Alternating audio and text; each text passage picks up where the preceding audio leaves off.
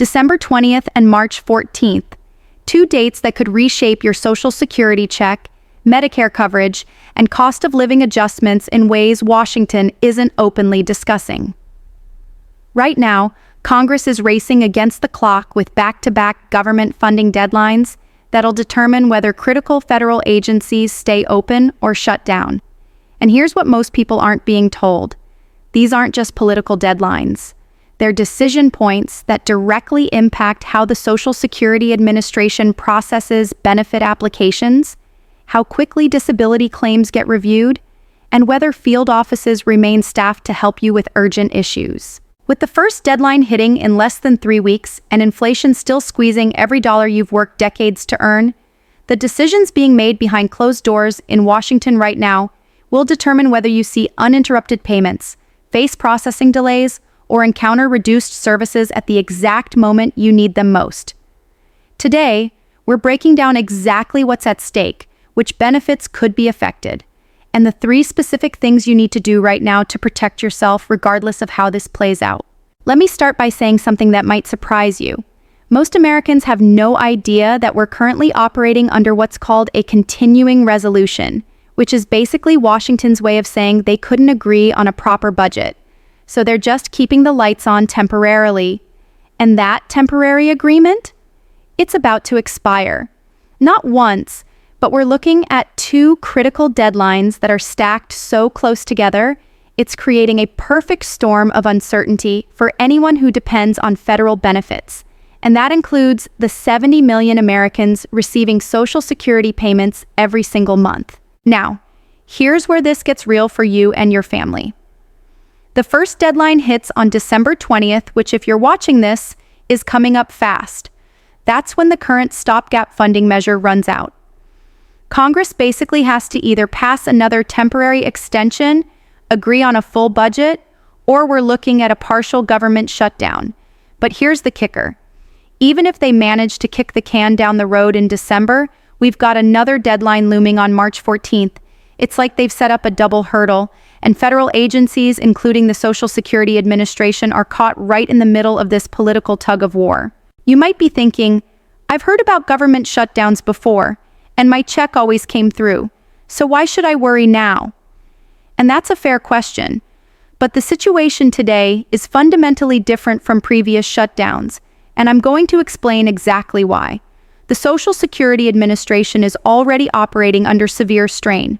They're dealing with a backlog of disability claims that's measured in months, not weeks. Their field offices are understaffed to levels we haven't seen in decades. The customer service phone lines are overwhelmed, with average wait times stretching over an hour. And now, throw in the uncertainty of 2 consecutive funding deadlines, and you've got a recipe for serious disruption. Let's talk about what actually happens during a government shutdown, because there's a lot of confusion and, frankly, misinformation floating around out there. Social Security is considered a mandatory spending program, which means the money for your monthly benefits comes from the Social Security Trust Fund, not from the annual budget that Congress fights over. So technically, your checks should continue to go out even during a shutdown.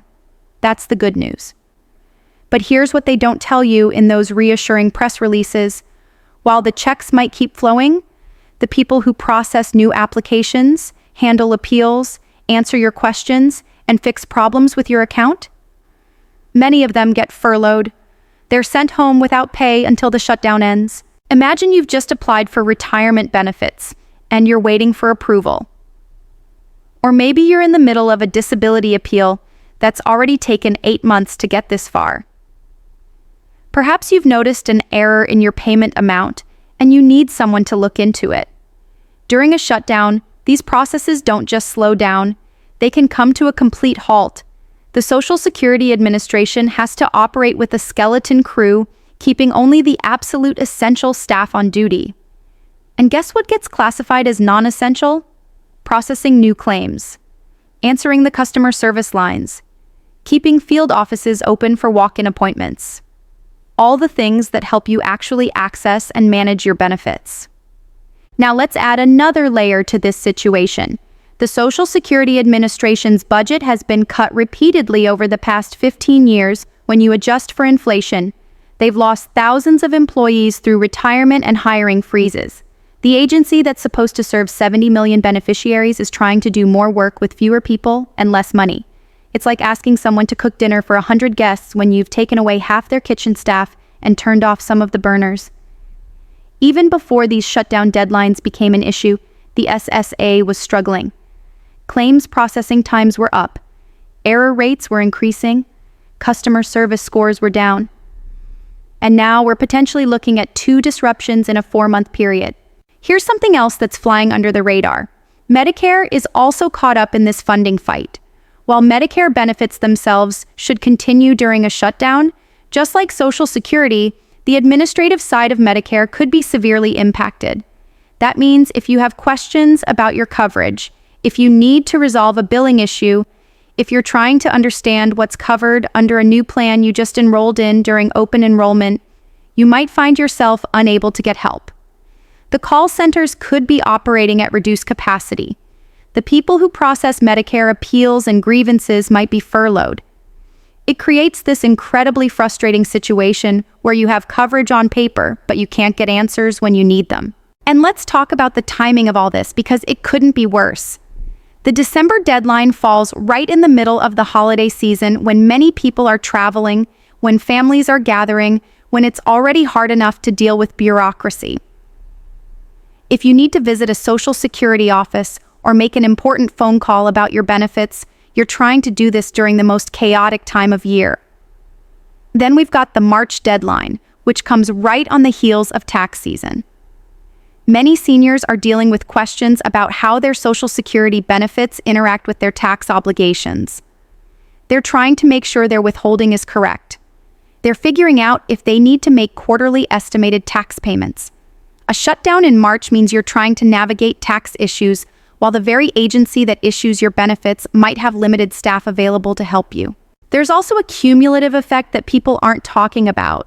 When there's a shutdown and then the government reopens, it's not like flipping a light switch where everything instantly goes back to normal. There's a backlog that builds up during the shutdown.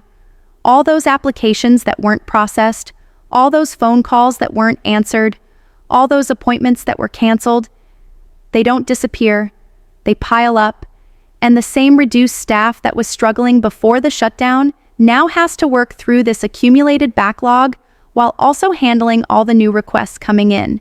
It can take weeks or even months for the agency to dig itself out and return to normal processing times.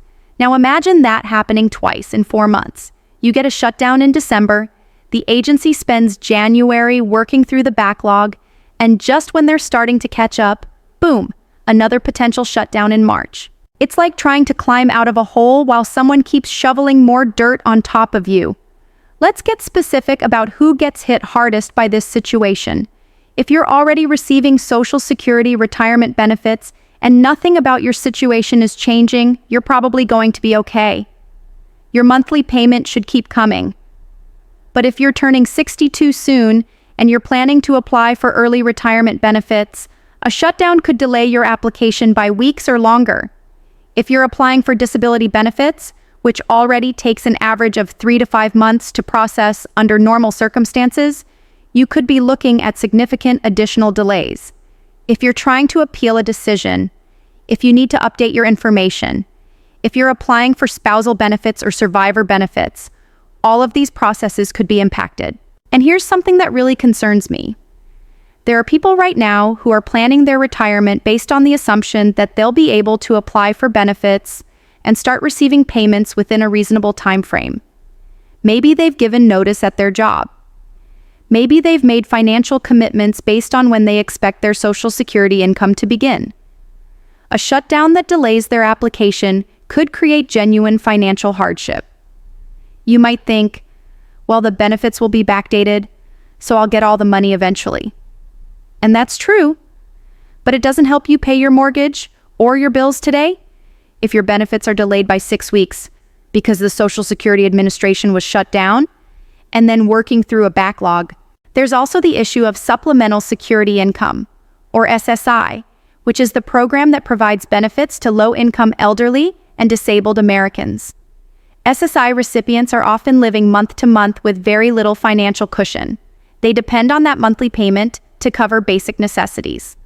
While SSI payments should technically continue during a shutdown, if there's any problem with someone's payment, if there's an issue that needs to be resolved, if their situation has changed and they need to report something, they might not be able to get help.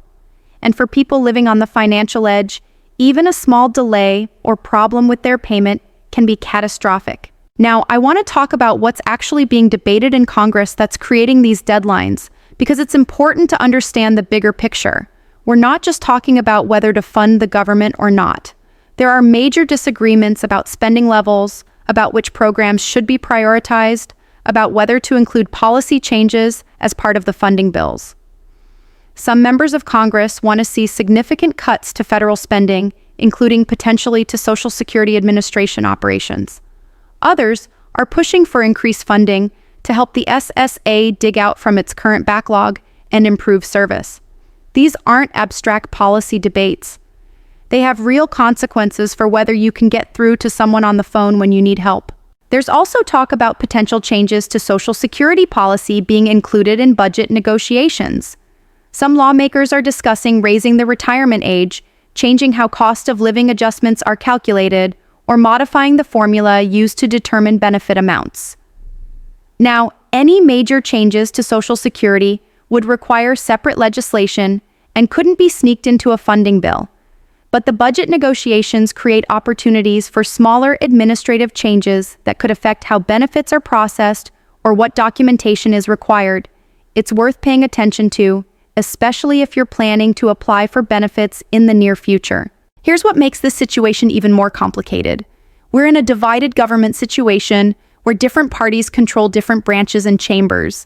That means there's a lot of political posturing happening, a lot of brinkmanship where each side is trying to force the other side to accept their priorities, and federal agencies like the Social Security Administration end up as collateral damage in these political fights. The people making these decisions in Washington, they're going to get their paychecks regardless. But the Social Security claims examiner who's trying to help you get your disability benefits approved, that person might be sent home without pay during a shutdown. Let me also address something you might be wondering about. If there's a shutdown, can Congress retroactively ensure that Social Security employees get paid for the time they worked? Usually, yes. In past shutdowns, federal workers have eventually received back pay. But that doesn't change the fact that during the shutdown, bills still need to be paid, groceries still need to be bought, and those employees are in a terrible position. And more importantly for you as a beneficiary, it doesn't change the fact that your claim isn't being processed, your phone call isn't being answered, and your problem isn't being solved while the shutdown is happening. There's something else I need to mention that's particularly relevant as we head into 2025. The Social Security Trust Fund projections show that without congressional action, the fund will be depleted in the early 20s. That's still several years away, but it's close enough that it's starting to influence budget negotiations now. Some lawmakers are using these funding deadlines as leverage to demand conversations about long-term Social Security reform. Others are resisting any changes. The point is, these shutdown deadlines aren't happening in isolation.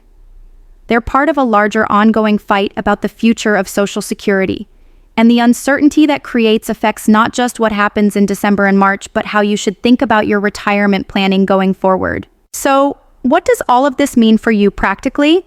It means that if you're planning to apply for any type of Social Security benefit in the next few months, you need to build in extra time for potential delays. It means if you have questions about your current benefits, or if you need to make any changes to your account, don't wait. Try to get those things handled before the deadlines hit. It means you should double-check that your direct deposit information is correct and up to date, because during uncertain times, the last thing you want is a payment going to the wrong account. It means you should sign up for a My Social Security account online if you haven't already, because that gives you access to your information even if the phone lines are jammed or the field offices are closed. The bottom line is this: we're heading into a period of significant uncertainty around government funding, and that uncertainty directly affects the Social Security Administration's ability to serve you effectively. Your monthly benefit payments should continue, but everything else about accessing and managing those benefits could be disrupted. And with 2 deadlines coming up in quick succession, we could be looking at a prolonged period where services are reduced, backlogs are building, and getting help with your Social Security issues becomes much harder than it should be. That's the reality of the situation, and you deserve to know about it so you can plan accordingly.